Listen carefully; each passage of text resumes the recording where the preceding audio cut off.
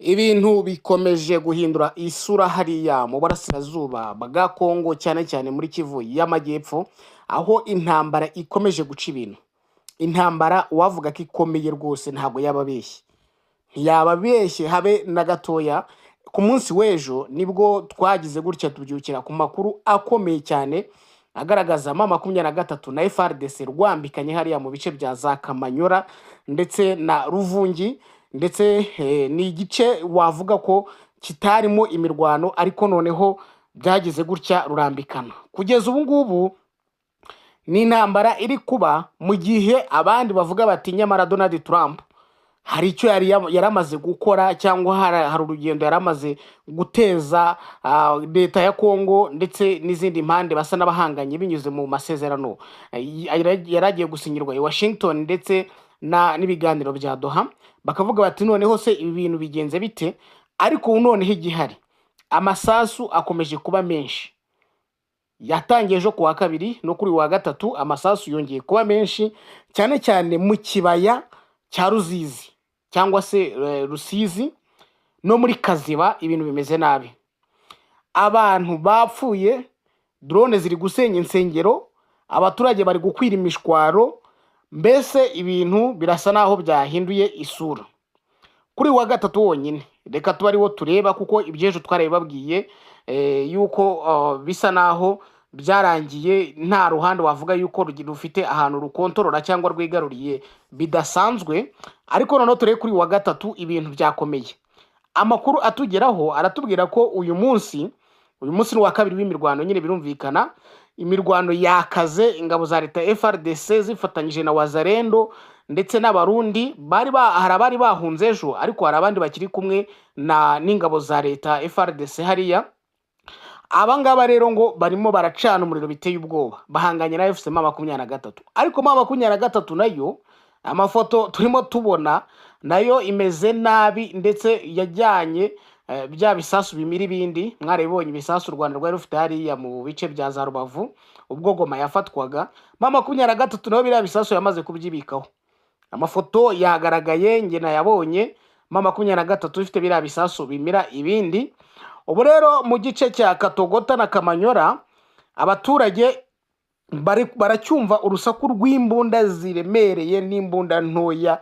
Ibintu ntabwo byoroshye. Ubu Katogota iravugwaho kuba iri mu maboko ya M23, nubwo hari ahandi urimo gusanga bayivuguruza, ariko Katogota yamaze kugera mu maboko ya M23. Gusa ariko hari ibice bya Ruvungi waragira afatwa. Ikibabaje ariko kurushaho nuko ugiye kureba nko muri sheferi ya Kaziba ho harabera ibintu bibi cyane. Drone ziri gukoreshwa mu kurasa, zahitanye abantu. Nko mu gace kegera aho ngaho Kaziba hari umuryango wose, yaba umugore, umugabo n'umwana, bahasize ubuzima. Muri Muhumba hari umuyobozi wa Groupement n'abana be 4 bishwe. Ikindi giteye ubwoba ni abantu 11 bari bihishe mu nzu imwe, bose yagize gutya bayitera bombe bahasiga ubuzima bose. Igisasu cyagize gutya kigwaho, ndetse hari n'urusengero rwa Seripa rwasenyutse. Ugiye kureba, reka nguhe raporo y'uburyo bihagaze ubu ngubu ku munsi wa kabiri w'imirwano mu kibaya cya Ruzizi no muri Kaziba Warungu hagati y'ingabo za M23 na FARDC. Ni raporo ivuye ku mirongo y'urugamba. Iyi raporo iragaragaza ko imibare y'abangiritse cyangwa abishwe ari benshi, ariko ngo ni imibare y'agateganyo. Kuri wa gatatu rero umunsi wa kabiri w'imirwano hitwa Ikatogota hagati ya FARDC, Wazalendo, FDNB, ingabo z'u Burundi nyine, ndetse na bari bose bahanganye na M23.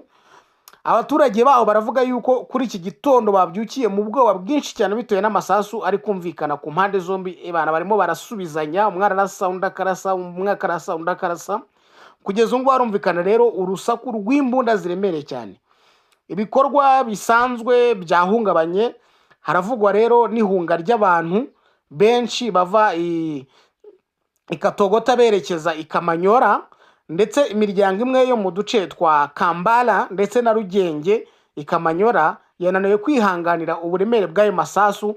Ubu ngubu bahungiye mu duce twa Katogota.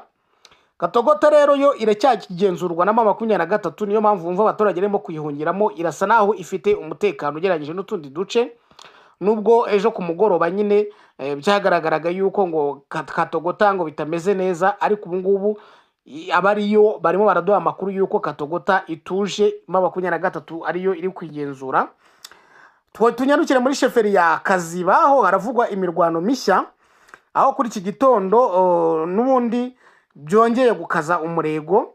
Ejo umunsi wari umeze nabi hari muri Kaziba, ariko noneho uyu munsi nabwo byongeye, harimo harumvikana urusaku rw'amasasu rw'imbunda ziremereye n'izoroheje kuva saa 9 za mu gitondo mu rukerera. Urumva rero ni ibintu bikomeye cyane. Ejo imirwano yari yahagaze saa 2 z'umugoroba, ariko yongeye irubura. Resulta rero cyangwa ibiva ku rugamba birerekana ko imibare y'agateganyo iragaragaza ko abantu 3 bo mu muryango umwe, barimo umugabo, umugore ndetse n'umuhungu wabo, bishwe muri grupoma ya Mucingwa. Umugabo n'abana be 4 muri grupoma ya Muhumba, n'undi muturage umwe. Uwo mugabo ngo akaba yari umuyobozi wa grupoma ya Muhumba. Uyu nguyu yishwe yicanwa n'abana be 4. Nanone mu burasirazuba bwa sheferi ya Kaziba haravugwa abantu 11 bari bateraniye mu nzu bahasize ubuzima nyuma y'uko igisasu kiguye kuri iyo nzu. Inzu nyinshi zasenywe, ibisasu byagiye biraswa hirya no hino, byazigiriye nabi, amafoto aragaragara. Hari inkomere zibarirwa muri za mirongo, ndetse n'urusengero rwa 5e Serpa Buherere rwasenyutse nyuma y'uko drone zihanyuze zikahata ibisasu biremereye cyane. Ubu ngubu muri iki gitondo abaturage bakaba none babyukiye ku rusaku rw'amasasu, ibintu bikomeje kuba bibi cyane. Nubwo ariko bimeze bityo, ku rundi ruhande abantu bakomeje kugaragaza ko umuti w'iki kibazo ari ibiganiro hagati y'abanyekongo, nta kindi kintu cyakemura iki kibazo. Reka duhita tujya ku butumwa bwa Moise Katumbi Chapwe. Uyu nguyu numwe mu batavuga rumwe n'ubutegetsi bwa Kongo, abyutse atangaza amagambo akomeye cyane, amagambo adasanzwe. Avuga murebye nko mu gihe hari ibingibi birimo kugenda biba, we arimo aratabariza Kongo avuga ati intambara ikwiye guhagarara, hakabaho ibiganiro, ibi bintu ntago ari byo. Ubutumwa rero bukomeye yatanze uyu muyobozi Katumbi, yagize gutya anashimira Perezida Donald Trump kubw'intambwe ngari gutereyo kugarura amahoro ari mu burasirazuba bwa Kongo. Ariko none urebye n'abasesenguzi baravuga ko ibyo bidahagije, kuvuga ngo Trump aragarura amahoro ukajya kumva imirwano uyu munsi, ejo kumva indi, urebye ntabwo ari byo. Katumbi rero yagize ati amasezerano ya Washington agomba guherekezwa na dialogue ihuza bose, cyangwa se ibiganiro bidafite uwo biheza, dialogue inclusive. Ati ibyo ngibyo nta kintu byabimaze hatabayeho ibiganiro bizahuza abanyekongo bose, bizahuza n'abandi baturage bose hariya mu gihugu cya Kongo. Ati nibwo n'abashoramari bagira icyizere cyo kuza gushora imari muri Kongo. Urabizi ko aya masezerano Trump yashyizemo imbaraga agomba gusinywa ku munsi w'ejo hagati ya Perezida Kagame na Tshisekedi. Ni amasezerano ajyanye n'ubufatanye mu by'ubukungu, ariko nanone akaba arimo ikintu cyitwa CONOPS. CONOPS n'uburyo n'uburyo FDLR murambabarira FDLR rizamburwa intwaro na FARDC, n'uburyo u Rwanda ngo ruzakuraho ingamba z'ubwirinzi rwashyizeho ku mipaka yarwo iruhuza na Kongo. Ibyo bikaba ari ibintu mu by'ukuri biri muri ayo masezerano, uretse ubufatanye mu by'ubukungu, ariko harimo n'icyo kintu cyo kugira ngo ibyo bintu bikunde.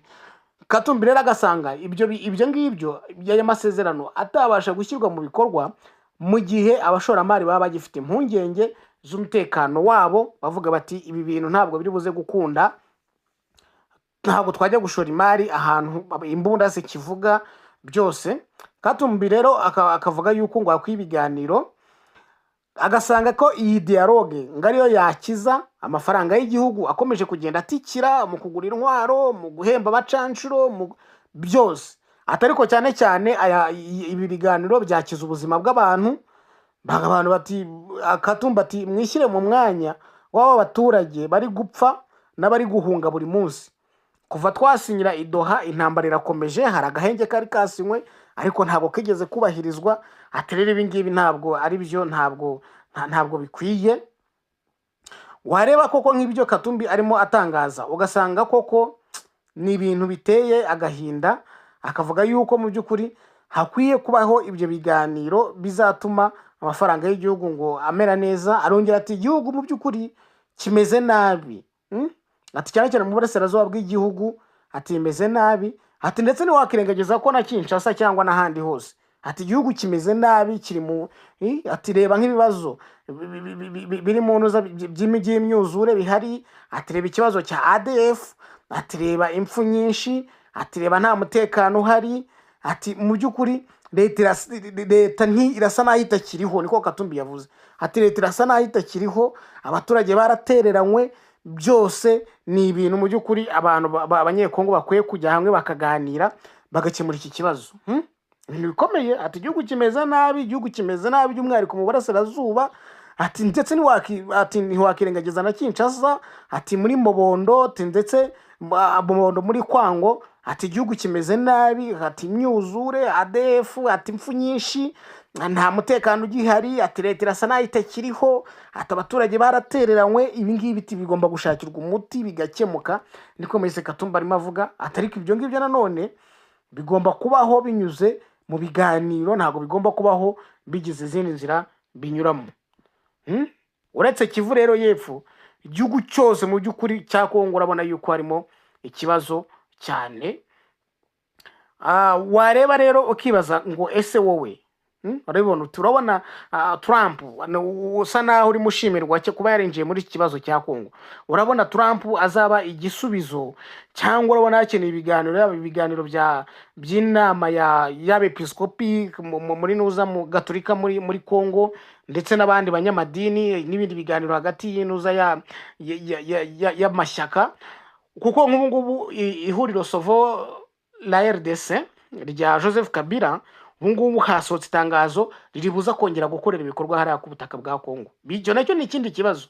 Barakorera he? Nibakora barabara babaye inyeshyamba, biribuze kugira izindi ngaruka, ni ya ntambara nyine iribuze gukomeza mu burasirazuba bwa Kongo. Wareba abandi bantu Tshisekedi yagiye ashyira ku ruhande, ukareba wa generali yafunze, ukareba none n'imikoranire n'u Burundi n'ibindi, ugasanga yuko koko birimo kugenda bishyira igihugu mu kaga. Atariyo mpamvu hakenewe ibiganiro. Ibyo biganiro kandi byanashimangiwe n'umuhuza wigeze kuba umuhuza muri iki kibazo, akaba na ngubu ni President African Union Joao Lourenço wa Angola. Akaba yarigeze kuvuga ati hakenewe ibiganiro hagati y'abanyekongo, ibiganiro bose bahuriyemo, ibiganiro bitarimo imbereka, ibiganiro buri wese avuga iki muri ku mutima, nicyo kintu kizakemura ikibazo. Akavuga n'indi nzira, akavuga ati Kongo niyemere yitandukanye na FDLR. Ariko ejo twabonye FDLR yarahawe amasasu, ihabwa imbunda, ihabwa n'ibindi bikoresho byose. Akavuga rero ntabwo ibyo ngibyo bishobora gukunda, atari kurwana narwo nirukura abasirikare barwo ku butaka bwa Kongo. Nicyo Lourenço yavugaga. Ibyo rero urumva iyo ngingo ya dialogue irimo kugenda igarukaho nanone na Moise Katumbi, urumva ko ni ingingo ikomeye, ariko nanone ifite ikintu isobanuye ku bijyanye n'uru rugamba rwa M23 ndetse na leta ya Kongo. Niba nawe ari kubibona rero, cyangwa icyo ubona cyaba umuti kuri iki kibazo, siga igitekerezo cyawe muri comment, kandi nibagirwa gukora subscribe kugira ngo tuzajye ucikwa n'amakuru yacu ataha tugenda tugutegurira. Kora share. Ibyo byose ni ibintu ushobora gukora mukaduha n'ibitekerezo by'ibyo twagenda twibandaho cyangwa twakosora, kugira ngo ibyo dutegura kuko bizajye birushaho kubanogera, kuko ni mwebwe tubereyeho, nta wundi tubereyeho. Ushobora kuba kandi ushaka no kwamamaza cyangwa gutera inkunga iyi channel, ukaba wabikora ni News Hub TV. Wabikora ubwo watwandikira muri comment tukakubwira uburyo ushobora kubikora, byose biremewe. Komeza rero ugire ibihe byiza, turi buze gusubira mu masaha ari imbere.